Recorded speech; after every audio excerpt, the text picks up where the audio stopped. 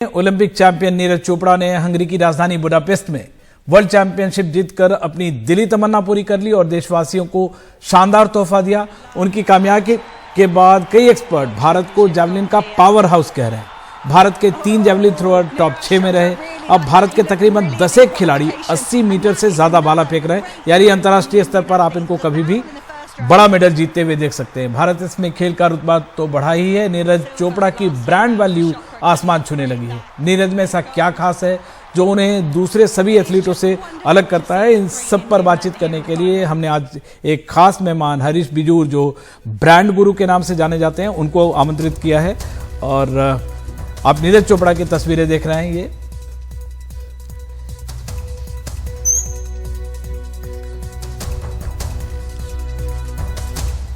और हमारे साथ हैं हरीश बिजूर, ब्रांड गुरु। आपका बेहद स्वागत है हरीश।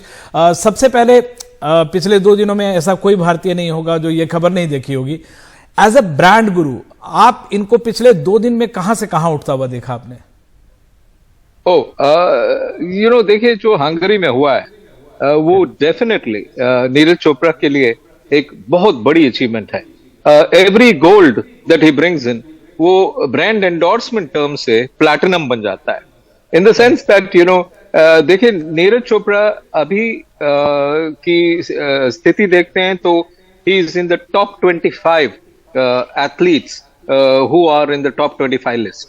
लेकिन ये गोल्ड जो हंगरी में हुआ है across the world, so he is likely to come up to a big number. He might be in the first 20 अभी देखेंगे तो। और जैवलिन ऐसा एक यूनिक नीश स्पोर्ट्स है, लेकिन यहां से भी उभर के नीरज चोपड़ा जो काम कर रहे हैं एक फुल पैकेज के हैसियत से कर रहे हैं। उनके पास सब कुछ है एंड अचीवमेंट ऐसे चलता रहा तो the sky is the limit.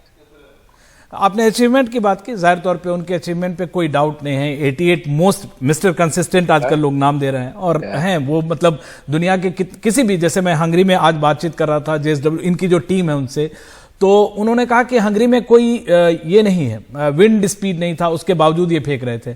अभी ज्यूरिख गए हैं, वहां भी कोई विंड असिस्टेंस नहीं है, तो जरा सा विंड असिस्टेंस हो तो ये 90 एक और जो बैरियर है और एक एलीट लीग में जाने की बात उनकी पूरी हो सकती है। लेकिन एज अ ब्रांड में देख रहा था जब ये भाला फेंक रहे थे तो स्विगी, उबर, इस जैसे 10 एक ब्रांड लगातार ट्वीट कर रहे थे।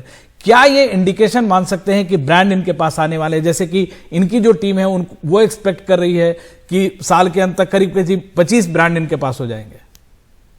जरूर होगा, लेकिन अफोर्डेबिलिटी एक चीज भी होती है। तो ऐसी होती है कि कई ऐसे भारतीय ब्रांड हैं जो उनका नाम को हाईजैक करके और बढ़ा रहे हैं अपनी नॉन ब्रांड इन्वॉल्वमेंट के हिसाब से।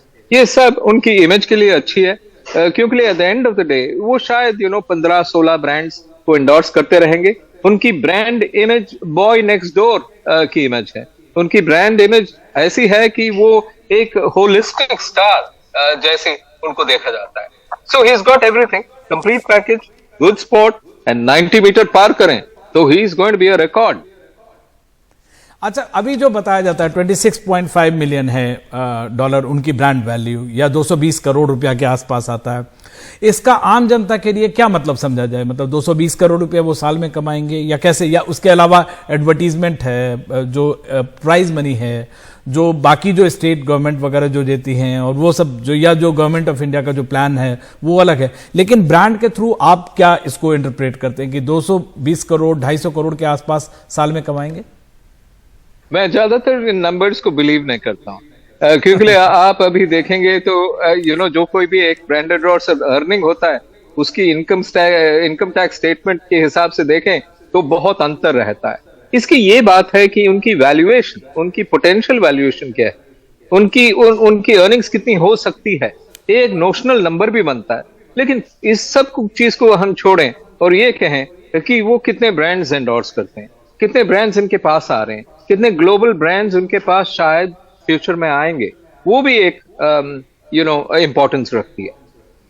एक बहुत अहम बात है, आप ब्रांड गुरु के तौर पे, ठीक है, गेम का इमेज एक है, उनके आसपास मार्केट फ्लो कर रहा है, या जो मार्केट अपने आप को, जैसा आपने कहा कि कई लोग इसका फायदा उठा रहे हैं, लेकिन क्या आपको लगता है बाकी एथलीट जैसे होते हैं जब खेल रहे हैं खासकर, ये बहुत बड़े बड़े इश्यूज पे अपना मत रखते, जैसे जो लड़कियां बैठी थी, रेस्लर्स जो बैठी हुई थी, उनके लिए इन्होंने एक तरह से सबसे पहले ट्वीट करने वालों में थे। और वो खिलाड़ी जो कि खेल रहा हो और इतना बड़ा रिस्क ले उस पर, क्योंकि उसमें पॉलिटिकल डिवाइड भी हो रहा है दिखने को और बहुत सारी बातें, कंट्रोवर्सी आ रही है, इस बीच में एक सॉलिड स्टैंड लेना, या नदीम अरशद के साथ है जो पाकिस्तानी जैवलिन थ्रोअर है, उसके साथ अपना एक स्टैंड लेना, कहीं फंसते नहीं है। कोई अगर मीडिया वाला कोई गलत सवाल भी, कोई अगर किसी ने गर्लफ्रेंड के बारे में भी पूछ लिया तो आसानी से उससे बच के निकल गए। क्या ये सारी जो चीजें हैं ऑफ द ट्रैक, आपकी जो एक्टिविटी है, आपका जो पर्सोना है, क्या वो ब्रांड वैल्यू को बढ़ाता है? बहुत बढ़ाता है। देखिए, ये हमने विराट कोहली के हिसाब से भी देखा है पहले, और अब मैं नीरज चोपड़ा के हिसाब से देख रहा हूं। वो तो एक वो कंप्लीट पैकेज है, क्योंकि ब्रांड के हिसाब से हम 3 बात की करते हैं। ब्रांड इज अ पर्सनालिटी, उनके पास वो पर्सनालिटी है। ब्रांड इज अ कैरेक्टर, वो कैरेक्टर दिखाई देती है, वो कैसी एक्शंस लेते हैं। एंड थर्ड आइटम है ब्रांड इज अ करिश्मा। वो तीनों आइटम नीरज चोपड़ा के पास है, and I think he is going to be the first athlete, first non cricket athlete to break the glass ceiling of brand endorsement. I wish him the very best. चलिए, आप उनको कर रहे हैं और उनके फैंस की संख्या, ब्रांड गुरुज भी हो रहे हैं, ये बहुत बड़ी बात है। Thank you so very much हमसे ज्वाइन करने के लिए और आम लोगों को, क्रिकेट नीरज के फैंस को एनलाइटन करने के लिए thank you so very much. और नीरज का जो पर्सोना है, जैसे ब्रांड गुरु बता रहे हैं हरीश बिजू, और इनकी जो अब हर तस्वीरें हैं, इनमें एक स्टाइल है, एक स्टेटमेंट है, इनका जो बोल्ड पर्सनालिटी है, ये सब मिलाकर इनको टॉप क्लास ब्रांड बना रही है, क्रिकेटर्स के एट पार खड़ा कर रही है, दुनिया के 25 टॉप ब्रांड में आ रही है। 200% इनकी वैल्यू बढ़ी है और जाहिर तौर पे अभी 2 दिनों बाद ज्यूरिख में डायमंड लेके वहां कारनामा करते हैं, 90 क्रॉस करते हैं, तो ये और आसमान छूने वाली है।